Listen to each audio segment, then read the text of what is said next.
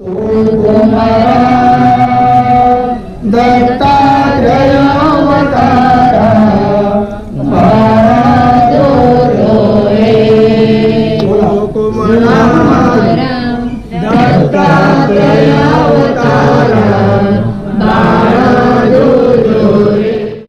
दुपार मित्रांनो, आणि दुपारचे 1:30 वाजलेले आहेत आणि आज आहे श्री दत्त जयंती। परिवारातल्या सर्व मंडळींना श्री दत्त जयंतीच्या हार्दिक हार्दिक शुभेच्छा। आज मी आहे आमच्या गावामध्ये, म्हणजे पेंडखळे गावामध्ये आहे, पण वाडी दुसरी आहे। आपली वाडी आहे चिपटेवाडी, पण आज आपण आलो आहोत जोगळेवाडीमध्ये।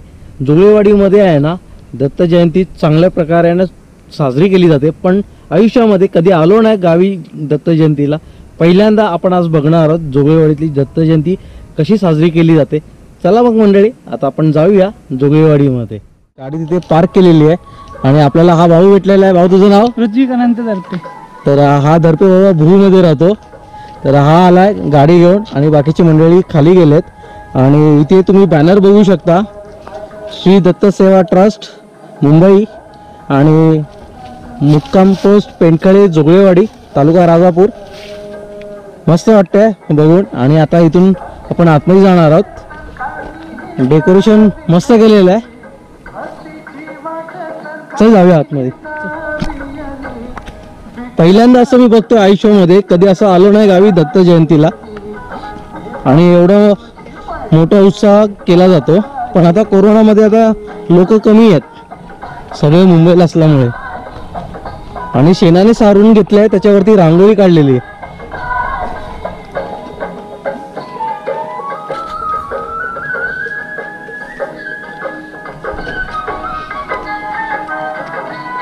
भरपूर सारून ठेवलंय ना।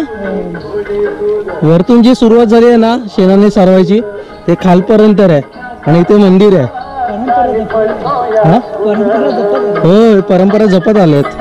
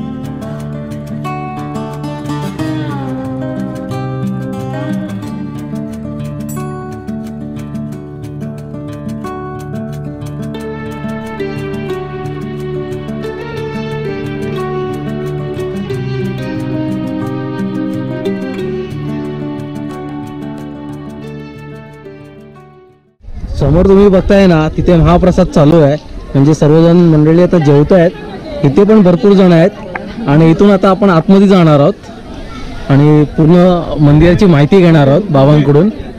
तर इथे तुम्ही बघू शकता दत्तनाथ आश्रम आणि प्रचंड मोठं हे मंदिर आहे। आणि इथे तुम्ही बघताय ना, इथे बाबा आहेत। बाबांनो, आपलं नाव? देऊ सकाराम तर कशा आहेत? मस्त मजेत? मजेत, फर्स्ट क्लास। तर बाबांनो, आज श्री दत्त जयंती आहे। हो। तर मला ह्या परिसराची माहिती, त्याचबरोबर मंदिराची माहिती भेटेल का? पहिली मंदिराची माहिती देतो। सर्वप्रथम आणि मूळ गाव पण सांगा मला। मूळ गाव, माझं मूळ गाव शिवणे। मूळ गावातून मी इथे जवळजवळ 40 वर्षापूर्वी पेंडखळ्यात आलो आणि इथे आजोबांच्या पुण्याईने इथे आम्हाला थोडीशी जागा मिळाल्यानंतर इथे घर वास्तव्याला आलो, घर बांधलं आणि 2002ला हे देवस्थान दत्तांच्या गुरुकृपेने सद्गुरू माझे लक्ष्मणनाथ महाराज पेन जिल्हा रायगड यांच्या कृपा आशीर्वादाने ते इथे 92ला इथे आले होते. माझं जेव्हा झोपडं होतं त्यावेळेला माझे सद्गुरू लक्ष्मणनाथ महाराज हे 92च्या काळात एक दिवशी दुपारी अचानकमध्ये त्या झोपड्याला त्यांनी भेट दिली होती आणि जाता जाता त्यांनी एक सूचना केली होती की या ठिकाणी मला वास्तव्य दे.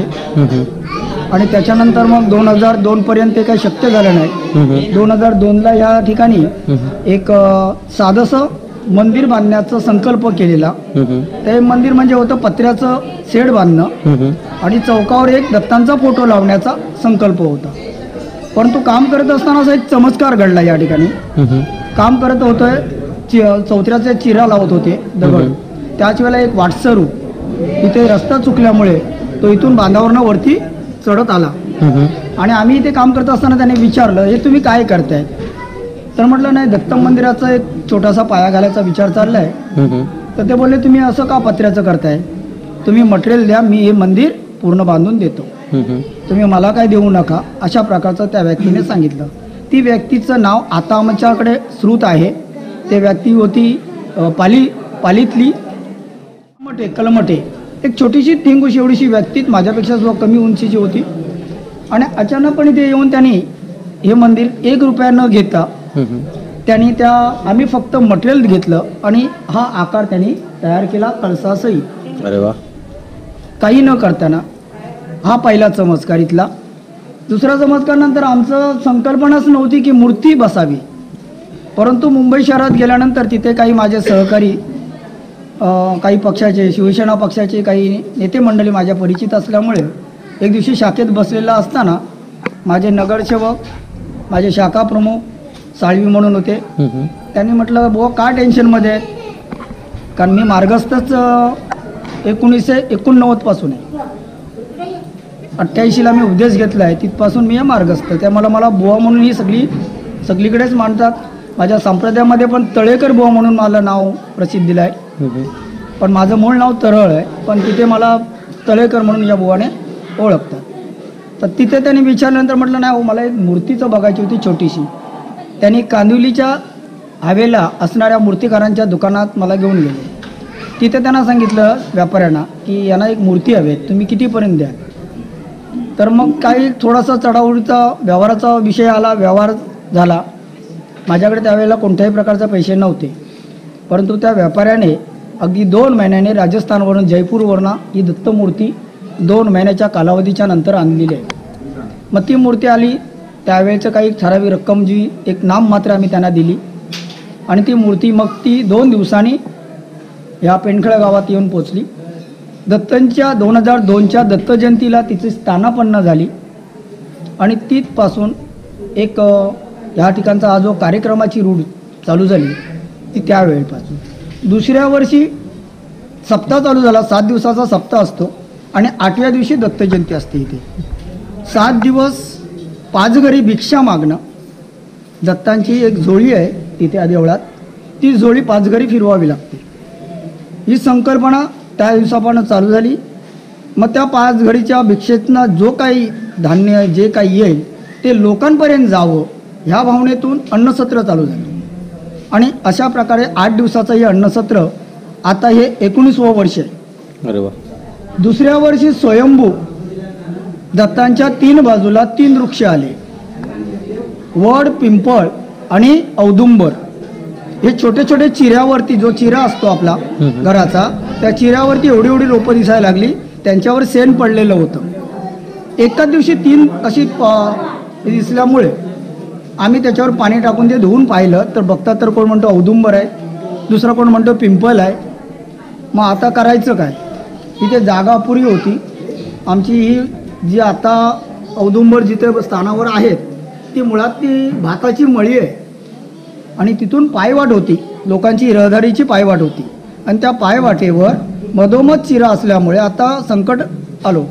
मग आमच्या चुलते आहेत माझे, त्या चुलत्यांशी विचारविमर्श करून त्याने आपल्या मळीतले 2 निम्मा भाग त्या ह्याला दिला, त्याला भर करून सेम लेवलला आणलं आणि मग कंपाऊंड टाकून त्या वृक्षाला घेतलं. 7 दिवसामध्ये वृक्ष जवळजवळ 10 फुटावरती आला होता. दिसल्यापासून 7व्या दिवशी वृक्ष 10 फूट उंच झाले होते. पण पिंपळाचा नंतर ब्राह्मणांना विचारून पिंपळ हा त्या वरच्या बाजूच्या भिंतीमध्ये आला होता. सबब तो मंदिराच्या भिंतीमध्ये असल्यामुळे भिंत तोडणार होता. मग सगळ्यांशी विचारविमर्श करून पिंपळाला काढावं लागलं. आणि इथे एक चापा होता. त्या चाप्यामध्ये हा जो वड आज जो दिसतोय तो चाप्यामध्ये आला.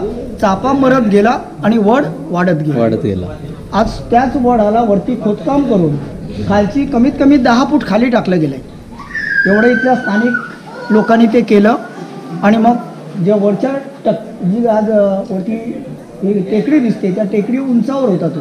त्याला खोदून खाली नेण्यात आलंय. खाली सुद्धा 7-8 फूट खाली टाकले गेलं आहे. एवढं खोदकाम करून स्थानिक लोकांनी ते केलं. आणि मग आज ते वृक्ष संपूर्ण वरती पसरले. त्याच्यानंतर मग 2014पर्यंत परिस्थिती थोडीशी इकडे तिकडे होत होती. उत्सव होत होते. 2014ला हे सर्व मंडप वगैरे आज जे दिसतंय हे 2014ला मग माझ्या गुरूंची मूर्ती, नाथांची मूर्ती, गणपतीची मूर्ती, नरसिंह सरस्वतींची मूर्ती, स्वामी समर्थांची मूर्ती ह्या 2014ला बसल्या. मग काही ती प्रेरणा जशी मिळत गेली तसतसे त्या वृक्षाच्या दैवत औदुंबर आहेत. औदुंबराच्या खाली नरसिंह सरस्वती आहे. कारण औदुंबरामध्ये कायमस्वरूपी वास त्यांचा आहे. वडाच्या ठिकाणी वड जो आहे वडाच्या ठिकाणी स्वामी समर्थ म्हणजे ब्रह्म. मग ते स्वामी समर्थांना त्या ठिकाणी बसवण्यात आलं कारण त्या वृक्षाचे मालक ते. आणि अशा प्रकारे ही देवस्थानं त्या ठिकाणी बसली. आणि हा सर्व कार्यक्रम आज गेली 19 वर्ष सातत्याने इथल्या सर्वांच्या सहकारातून वाडीतील सहकार्य, गावातील सहकार्य आणि पंचकृषी सोडा जवळजवळ तालुक्यामधनं आणि बाह्य तालुक्यातनं सुद्धा पब्लिक या ठिकाणी येत आहे. आपल्या जोगलेवाडीमध्ये जोगलेवाडीमध्ये येते. लांजा, राजापूर, वैभववाडी, तुमचा कुडाल, सावंतवाडी, पुण्यातनं सुद्धा येणारे लोक आहेत.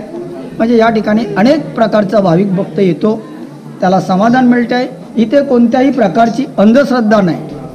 ते महत्त्वाचं. अंधश्रद्धेला इथे अजिबात थारा दिला जात नाही. कोणीही तिथे कोणत्याही प्रकारचं गारणं किंवा कोणाचं काहीतरी कोणीतरी नारळ ठेवणार आहे आणि मग त्याला गारणं घाला, मग तो परत त्या बोवाबाजीला काहीतरी आणखी खतपाणी घाला, हे या ठिकाणी कोणत्याही प्रकारे चालत नाही. माझ्या गुरूंचा आदेश तसा आहे.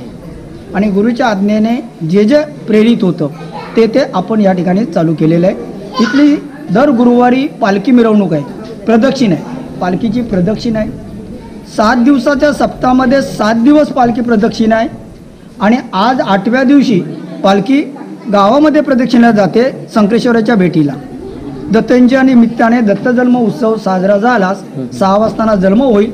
त्याच्यानंतर मग ती पालखी संकेश्वराच्या भेटीला जाईल. तिने एकच दिवस हा आनंदाचं पर्व लोकांना एक चैतन्य निर्माण करण्यासाठी म्हणून आम्ही एक रूट तयार केला की चला आम्ही आमचा ग्रामदैवत पेनखळा गावचं प्रमुख ग्रामदैवत संकेश्वर आहेत, तर त्यांच्या समोर आपण जाऊया, नतमस्तक होऊया आणि आपला आनंद तिथेही दुगणित करूया. ह्या भावनेतून ते प्रथा चालू केली. ती आज 19 वर्षे ती प्रथा आहे चालू. आणि त्याच पद्धतीने आजही तोच कार्यक्रम होणार. कमीत कमी 2 ते 3 तास जातात या प्रदक्षिणेला. 3 तासाच्या नंतर पालखी परत श्रीची पालखी मंदिरात येते. इथे आरती प्रार्थना वगैरे होतात आणि त्याच्यानंतर कार्यक्रमाची जी पूर्ण सांगता होते. आणि अशा प्रकारे इथे येणाऱ्या भाविक भक्तांना अन्नसत्र हे कायमस्वरूपी आहे. तसं नित्यनेमाचंही आहे. वर्षाच्या 12 महिने इथे नैवेद्य मिळणार, परंतु त्याचा एक टायमिंग आहे, दुपारी 12:30 ते 2. आणि सप्त्याच्या पिरियडमध्ये मात्र कधीही भाविक आला तरी त्याला अन्नसत्र अन्नदान हे होणार मिळणार मस्त. आणि अशा प्रकारची ही सोय या ठिकाणी करण्यात आली आहे. तर येथे येणारा सर्व भाविक तो आपल्या हस्ते पर हस्ते त्याच्या प्राप्तीप्रमाणे ऐपतीप्रमाणे तो सतत सडल हस्ते मदत करतोय. आणि त्या मदतीच्या बळावर आज हे देवस्थान या स्टेपला आलेलं आहे. आणि म्हणूनच त्याचं नाव लौकिक आज जवळजवळ मला वाटतं रत्नागिरी जिल्ह्यामध्ये सगळीकडे पसरलेलं आहे. मुंबई शहरापासून आपल्याला मदतकार्य इथे येत असतं. अनेक गोष्टीचे अनेक व्यापारी वर्ग अनेक जे काही या देवस्थानाशी निगडीत आहेत ते भाविक भक्त आहेत मुंबई शहरामध्ये भरपूर. आणि मग त्यांच्याकडून बरंचसं दान धर्म इथे येतो आणि त्याच्यातून हा उत्सव होतोय. ह्याला कोणी एक व्यक्ती मी करतोय हा भाग नाही आहे. मात्र इथे मालक आहेत ते भगवंत दत्तात्रय, माझे सद्गुरू लक्ष्मणनाथ महाराज, आणि माझे संप्रदायाचे गुरु मच्छिंद्रनाथ हे त्याचे प्रमुख आहेत. बाकी आम्ही त्यांचे सर्व सेवेकरी आहोत. आमचं कार्य आहे फक्त एवढंच, इथे येणाऱ्या प्रत्येक प्राणीमात्राची सेवा करणं, त्याला आमच्याकडून जेवढं शक्य होईल तेवढं आम्ही त्याला प्रेम देण्याचा प्रयत्न करतोय, त्याला त्याची सेवा करण्याचा प्रयत्न करतोय. कदाचित आमच्यातून काही चुका अपराध होतात, घडतीलही, परंतु त्या आम्ही ईश्वराकडे मात्र त्याची क्षमा याचना करत असतो. बाबांनो, बोला. इथे बाजूला पूर्ण मूर्ती आहेत हा. आणि मंदिर सारखं दिसतंय, हो. तर मला माहिती भेटेल? मिळेल, सगळ्याची माहिती देतो. या. हे नरसिंह सरस्वती ज्यांचं वास्तव्य अखंडित गाणगापुरामध्ये आहे, त्यांना या ठिकाणी आणण्यात आलं. औदुंबराच्या वृक्षाखाली त्यांचा कायमचा वास असल्यामुळे ते ब्रह्मचारी आहेत आणि त्याच्यामुळे त्यांना तिथेच त्या औदुंबराखाली त्यांना स्थान देण्यात आलेलं आहे. ही औदुंबर त्यांची मूर्ती. आणि या ठिकाणी 12 ज्योतिर्लिंग आहेत. किती आहेत? 12 ज्योतिर्लिंग आहेत. 12. हा, जे भारतामधली 12 ज्योतिर्लिंग आहेत, तर आपण जवळून गेलात तर 12 पाहायला मिळतील. मुख्य आपण जसा काशी विश्वेश्वर, तसं ते काशी विश्वेश्वर आहेत आणि त्यांच्या भोवतीनं संपूर्ण 11 लिंग बाकी आहेत. हे श्रावण मासामध्ये या ठिकाणी 12 उभयताकडून दर सोमवारी त्यांच्याकडून 12 ज्योतिर्लिंगाची पूजा करून घेतली जाते. या ठिकाणी सातत्याने असं काही नाही काही विधी लोकांच्या कल्याणासाठी, जनकल्याणाचा विचार करूनच इथे हे कार्य करण्यात आलेलं आहे. आणि ही सर्व लिंग या ठिकाणी मग एकत्रित ठेवली जातात. दुसऱ्या सप्ताहामध्ये रोजचा त्यांच्यावर अभिषेक होतो. दर पौर्णिमेला या ठिकाणी यज्ञ होतो. यज्ञकुंड आहे तिथे, दत्त धुनी म्हणतात त्याला. ती धुनी अखंडित पेटत ठेवावी लागते. मग त्याच्यामध्ये जे काय आपण गोबर शेण बिन असते ते त्याच्यात ठेवावं लागतं आणि त्याच्यातून धुनी येतच राहतो. आणि मग ती धुनी अखंडित, आज ती ओपन आहे, उद्यापासून ती बंद केली जाते आणि दर पौर्णिमेला ती उघडली जाते. हा, दर पौर्णिमेला फक्त उघडली जाते. आता इथे मंदिरामध्ये आता सायंकाळी हा जो पाळणा 6 वाजताना पाळण्याचा कार्यक्रम आहे, तो अजून तयारी करणं बाकी आहे. आता फक्त ते पाळणं बांधून ठेवण्यात आलेलं आहे. या ठिकाणी स्वामी समर्थ आहेत. हे वटवृक्ष आहे. वडाच्या सानिध्यामध्ये त्यांच्या कणाकणामध्ये कोण भरले आहेत तर स्वामी. मग स्वामी समर्थांना या ठिकाणी स्थान देण्यात आलेलं आहे आणि ते त्यांचं स्थान या ठिकाणी प्रगट झालेलं आहे आणि तेच सर्वांना या ठिकाणी आशीर्वाद देते. आता पुढे इकडे दत्त मंदिर जे प्रमुख दैवत आहे ते दत्त महाराज आणि त्यांचं हे देवस्थान आहे. जे या ठिकाणी सर्वप्रथम जर बसले ते दत्त महाराजांची मूर्ती, त्याच्याच बाजूला आहे ती उत्सव मूर्ती जी पालखीमध्ये विराजमान होणारी. त्या साईडची जी मूर्ती आहे ते माझ्या सद्गुरू लक्ष्मणनाथांची, आज ते हयात नाही आहे. त्यांचा मुख्य मठ हा पेन जिल्हा रायगड या ठिकाणी आहे. आज तिथेही मोठा कार्यक्रम आहे. मी आता काय मग इथे कार्यक्रम असल्यामुळे तिकडे जात नाही. इथे गणरायांची विघ्नहर्ता त्यांची मूर्ती बसवण्यात आलेली आहे आणि इथे माझे मच्छिंद्रनाथ नाथ संप्रदायाचे प्रमुख, कारण मी नाथ संप्रदायाची दीक्षा घेतली आहे लक्ष्मणनाथांकडून, म्हणून त्यांची जे नाथांचे जे प्रमुख आहेत ते मच्छिंद्रनाथ, त्यांची ती मूर्ती आहे. तशा अनेक मूर्त्या तिकडे ज्ञानेश्वर माऊली आहे, इकडे शंकरांची मूर्ती आहे, इथे गुरूंच्या पादुका ठेवण्यात आलेल्या आहेत. तर अशा प्रकारे सर्व भक्तांना या पादुकांवर दर्शन करायचं असतं आणि तेच भाव आपली मनोकामना सांगतात आणि त्यांच्या इच्छा भगवंत पूर्ण करतात. आतापर्यंत आज 19 वर्षामध्ये ज्या ज्या लोकांपर्यंत जो अनुभव आहे ते लोक अनुभव सांगू शकतात. मी सांगणं बरं नसेल, कारण मी माझ्या फक्त मोठेपण करणं हे मला शक्य वाटत नाही. आतमध्ये जाऊन दर्शन घेऊ? हो, जरूर जरूर दर्शन घेऊ शकताय.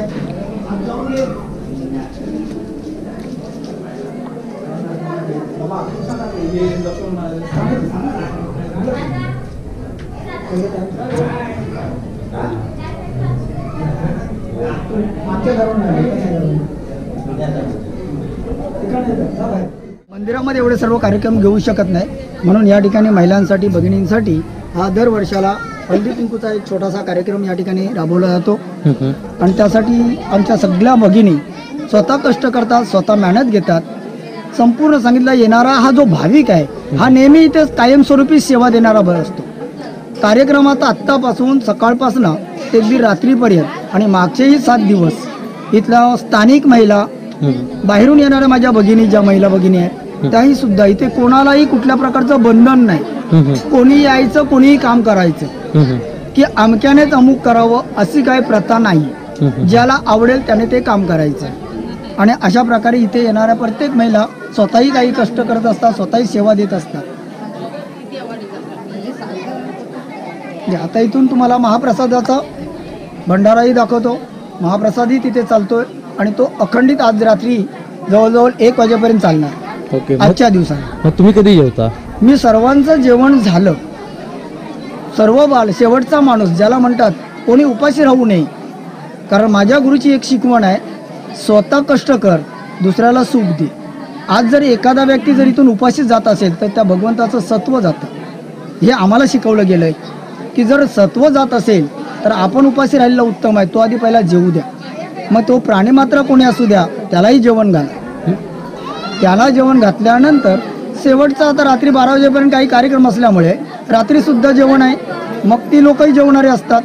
मग आपण अगोदर जेवलो तर महत्त्व त्याच्यात राहत नाही. मग तुम्ही किती दिवसानंतर जेवता? मी आता तसं माझं रोजचं भिक्षा मागितल्यानंतर दुपारी 4 वाजताना देवाचा जो नैवेद्य असतो तो मी जेवतो.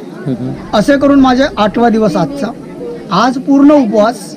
तो पालखी मिरवणूक सोहळा पूर्ण झाला, सर्व भक्तगण जेवले की मी रात्री साधारण 12, 12:30 या कालावधीमध्ये माझं जेवण, आजचा महाप्रसाद मला मिळेल.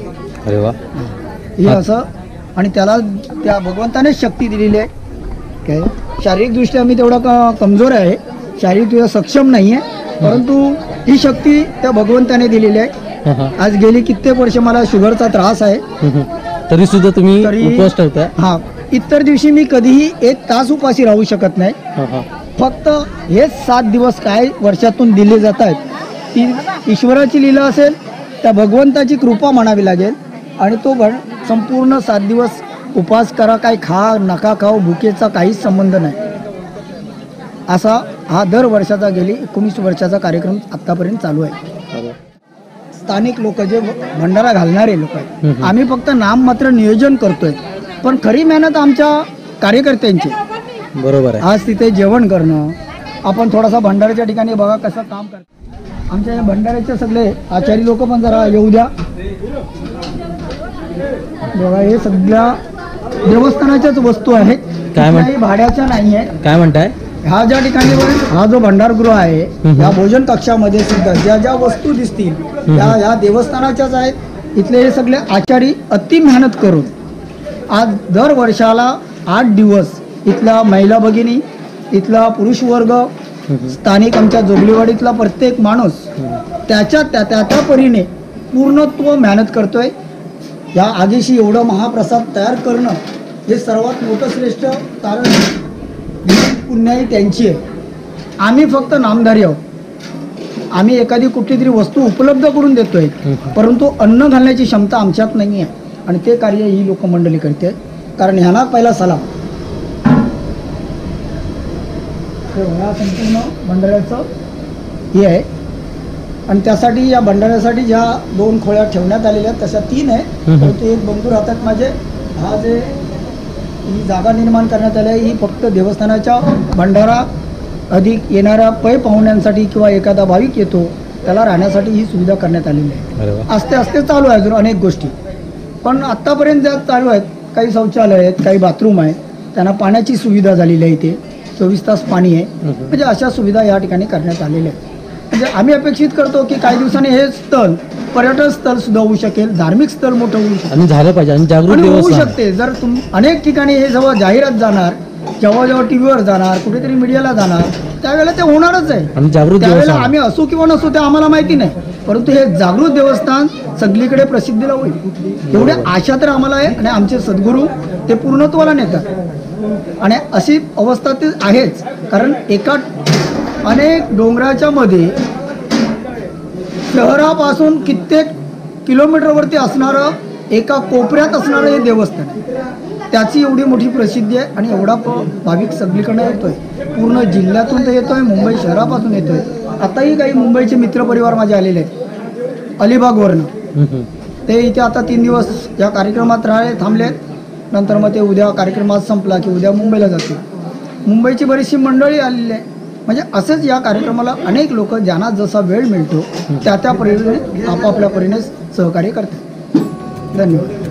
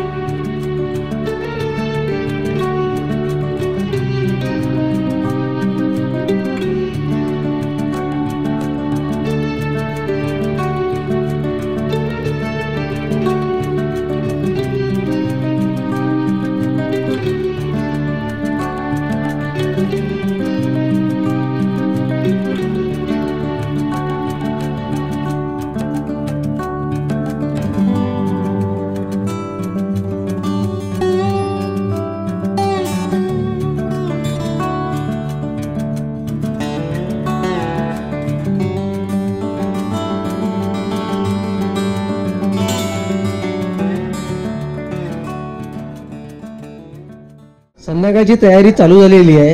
म्हणजे आहे ना पालखी सजवत आहेत आणि हे आपले भाऊ आहेत. तर भाऊ, आपलं नाव? अनिल जोगळे. किती वर्षापासून तुम्ही पालखी सजवतायत? 15 वर्षापासून पालखी आम्ही. 15 वर्षापासून? अरे वा. तरी पूर्ण सजवायला किती वेळ जातो? 1.5 तास. 1.5 तास. आणि फुलं कुठून आणलेत तुम्ही? मुंबईवरून. मुंबईवरून? अरे वा. आणि किती दिवस राहतात हे फुलं? 3 दिवस राहतात. 3 दिवस राहतात. म्हणजे हे कधी आलेत? आज पालखी म्हटलं तर आजच आलेच ते? काल आलेले. काल आलेले. अरे वा. तर मित्रांनो, तुम्ही बघताय ना, पालखी सजवायला प्रचंड वेळ जातो आणि खूप मेहनत लागते याला. एकदम सुरेख पालखी आहे आणि अजून सुंदर बनवत आहेत. आणि गावी हीच मजा असते. तर सर्वांना मी एक सांगतो की गावी या आणि आपले जे सणवार असतात ते तुम्ही आनंद लुटा. आणि आयुष्यामध्ये ना हेच दिवस आपले राहतात आठवणीचे. गावची जी मजा आहे ना ती अप्रतिमच आहे. आणि ही मयाची मुलगी आहे ही. दिगंबरा काय म्हण दिगंबरा म्हण गुरुदेव दत्त म्हण ते गुरुदेव दत्त. अरे वा वा वा वा. माईक बरोबर दिगंबरा म्हण. दिगंबरा दिगंबरा श्रीपाद वल्लभ दिगंबरा. मन अरे वा वा, चांगला प्रयत्न. वा वा. प्रसादामध्ये शिरा आहे, हिरव्या वाटाण्याची भाजी, भात डाळ. हीच मजा असते कोकणामध्ये. म्हणजे गावाकडे जी मजा असते ना ती भारीच असते. वहिनी लाजू नका.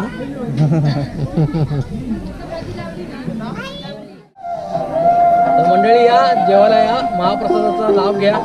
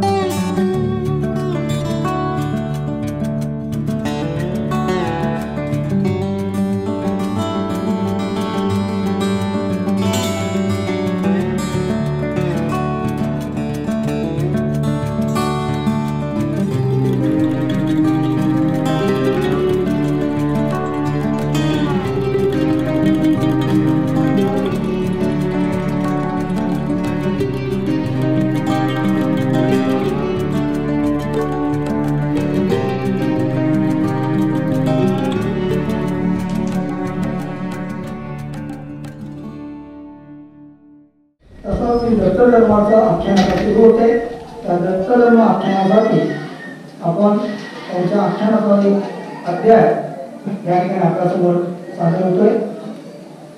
आपण सर्वांनी श्रवण करा अशी मी अपेक्षा करतोय. श्री गणेशाय नमः, श्री सरस्वती नमः, श्री गुरुदेव नमः, श्री गुरुदत्तात्रेयाय नमः. जय जय योग गजानन मंगलान्वित प्रार्थना वंदिता हो तुझ्या चरणा ग्रंथ पावशी. आणि लक्ष्मी सहित येत असल्या कारणाने मग लोकांमध्ये माघारी लक्ष्मीचं व्रत करूया म्हणजे देवी पावेल. आता ती लक्ष्मी कोणती अपेक्षा करतात तर धनाची लक्ष्मी. धनाची लक्ष्मी आपल्याला किती स्थिर राहू शकते हो. पतीला गुरुदेव दत्तात्रेय नमः अनंताय नमः अनंत रूपाय विश्वनाथाय नमः दिगंबराय श्री गुरुदेव दत्त गुरुदेव दत्त श्री गुरुदेव दत्तात्रेय नमः विश्वनाथाय नमः दिगंबराय श्री गुरुदेव दत्त. अगरबत्तीवर लावता येत नाही ना जर अगरबत्ती नानी नानी अनसुया गालिते पाणी. नानी नानी नानी नानी अनसुया गालिते पाणी. नानी नानी नानी नानी अनसुया गालिते पाणी. नानी नानी नानी नानी अनसुया गालिते पाणी. नानी नानी नानी नानी अनसुया गालिते पाणी. नानी नानी नानी नानी अनसुया गालिते पाणी. नानी नानी नानी नानी अनसुया गालिते पाणी. नानी नानी अवधूत चिंता श्री गुरुदेव दत्त. अवधूत चिंता श्री गुरुदेव दत्त. अवधूत चिंता श्री गुरुदेव दत्त. अवधूत चिंतन श्री गुरुदेव दत्त. स्त्रियाने वगैरे घ्या पुढे पुढे.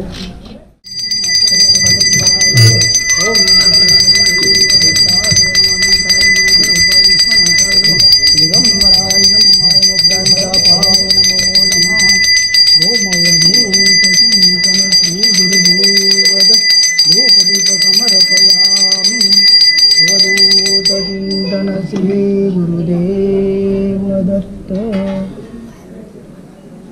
देव दत्त.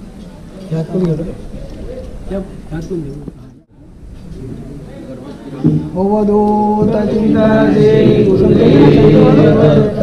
अवधूत चिंतन खाना घे पाठावं लागेल जमलं नाही. श्री गुरुदेव दत्त.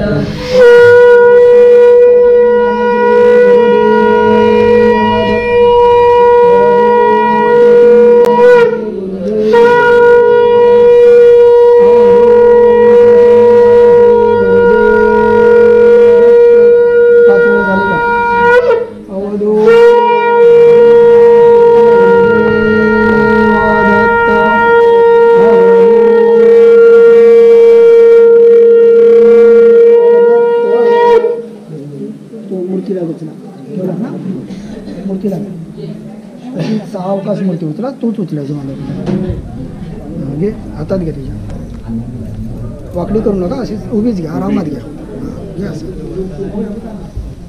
अवधूत चिंतन श्री गुरुदेव दत्त. अवधूत चिंतन श्री गुरुदेव दत्त. अवधूत चिंतन श्री गुरुदेव दत्त. अवधूत चिंतन श्री गुरुदेव दत्त. अवधूत चिंतन श्री गुरुदेव दत्त अवधूत चिंतन श्री गुरुदेव दत्त अवधूत चिंतन श्री गुरुदेव दत्त अवधूत चिंतन श्री गुरुदेव दत्त अवधूत चिंतन श्री गुरुदेव दत्त अवधूत चिंतन श्री गुरुदेव दत्त. हार अंद्रे हार कुठे आहेत? थांबा जरा पूजा करून घेतो मी.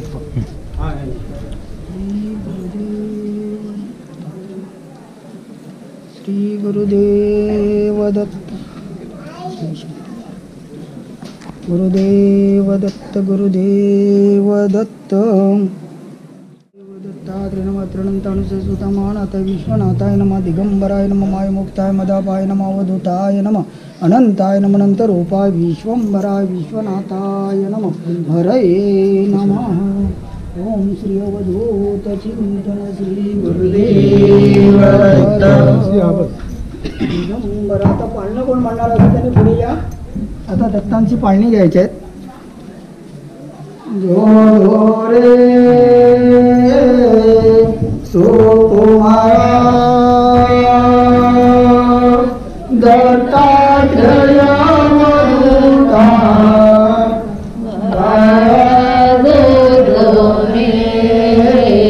सो तुम्हारा दत्तात्रेय अवतारा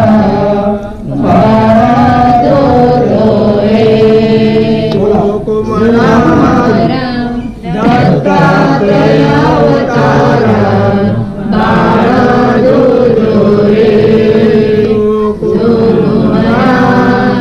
दत्तात्रेय अवतारा कमलासन विष्णु त्रिपुरारी त्रिमुनेचे घडी सत्वरुहारे नवलपडी ब्रह्मदवलीला धुळी महाराज रे सुकुमारा दत्तात्रेय अवतारा बाळा जो रे सुकुमारा दत्तात्रेय अवतारा बाळा जो रे प्रसन्न त्रिमूर्ती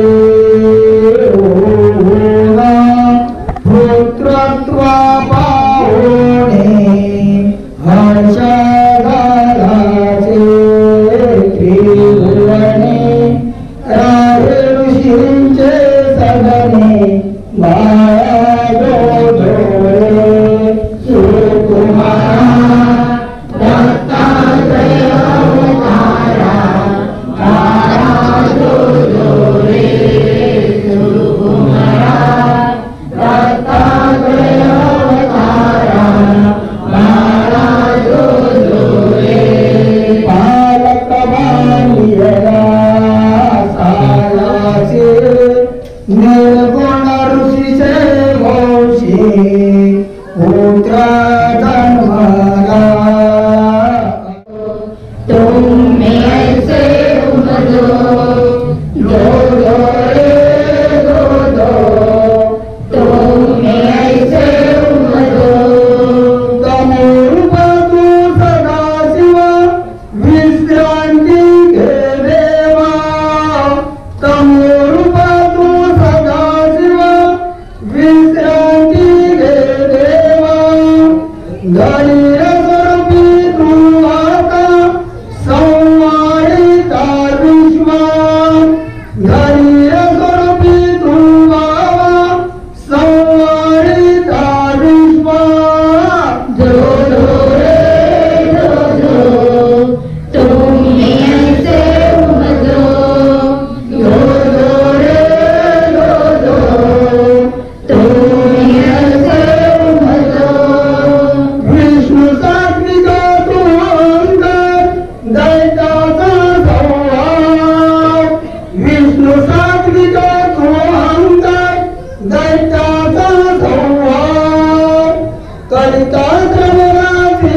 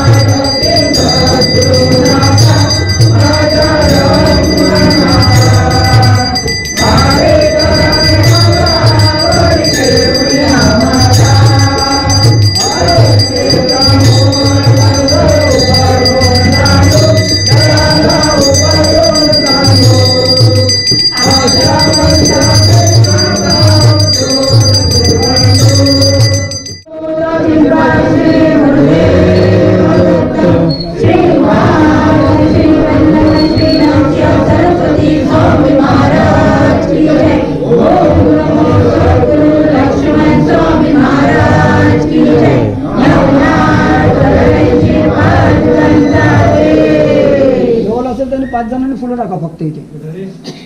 डॉल पालखी देवळात जातो मग 5 जणांकडे फुलं असतील तर टाका फक्त. मी ते उचलतोय मग तुम्ही ते पायात अवधूत चिंतन श्री गुरुदेव दत्त. अवधूत चिंतन अवधूत चिंतन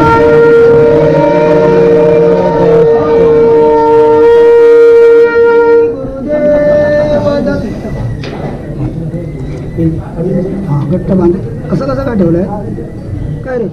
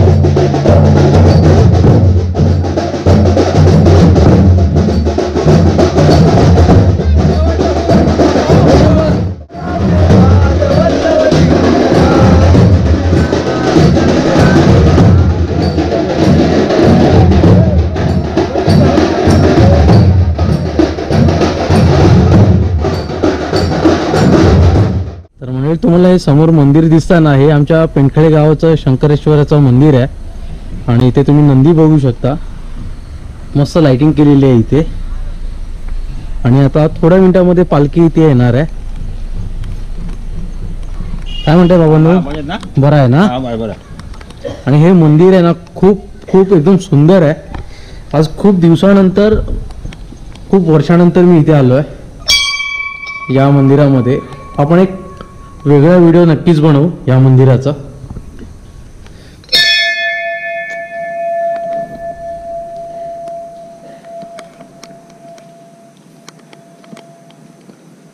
नमः शिवाय श्री शंकरेश्वर. आणि हे मंदिर तुम्ही बघू शकता. आणि याचं कोरीव पण एकदम मस्त आहे.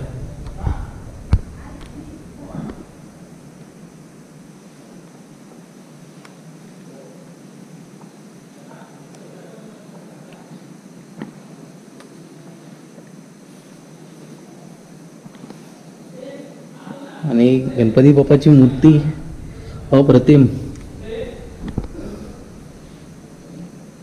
मध्ये जाऊ शकत नाही आपण, पण तुम्हाला इथूनच दाखवतो.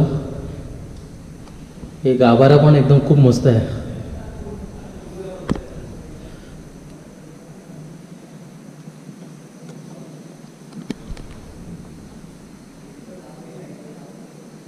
खूप वर्षानंतर आलो इथे.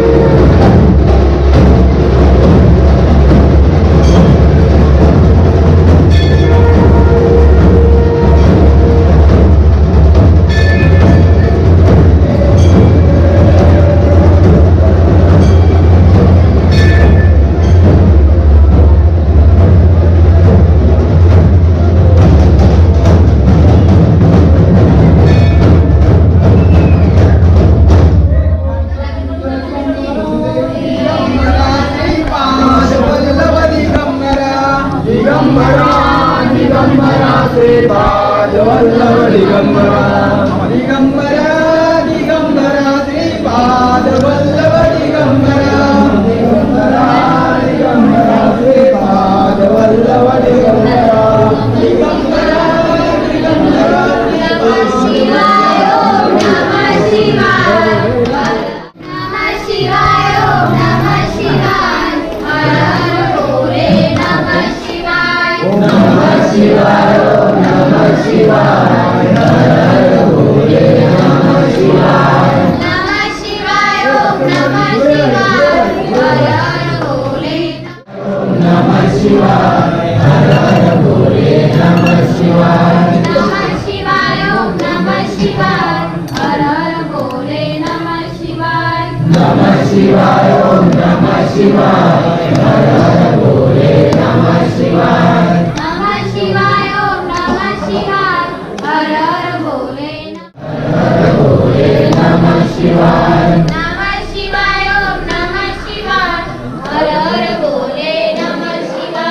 नमः शिवाय ओम नमः शिवाय हर हर भोले नमः शिवाय त्या वहिनीला मी घेऊन काहीतरी कागद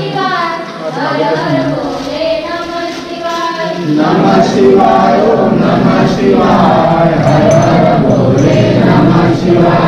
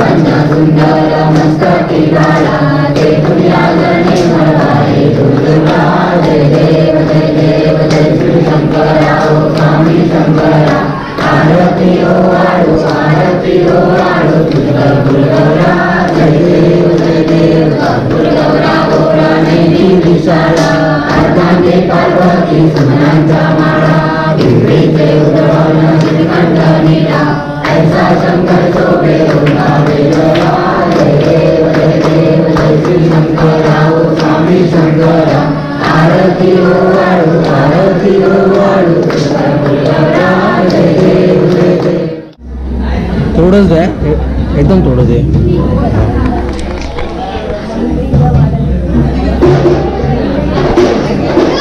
एक नंबर आहे.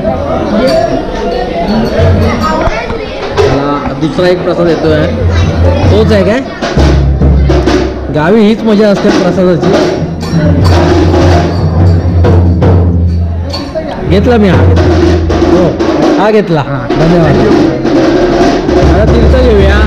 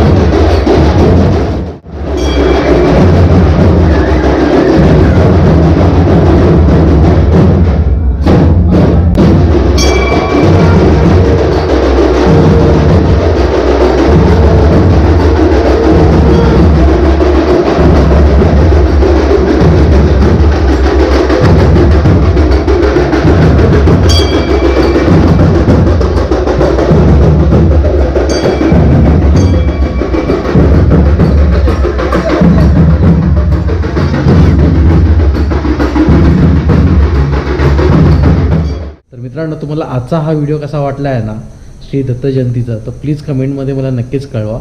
आणि मित्रांनो, तुम्हाला हा व्हिडिओ आवडला असेल तर नक्की लाईक शेअर सबस्क्राईब करा आपल्या चॅनलला. पुन्हा भेटूया आपण नवीन व्हिडिओमध्ये. जय शिवराय.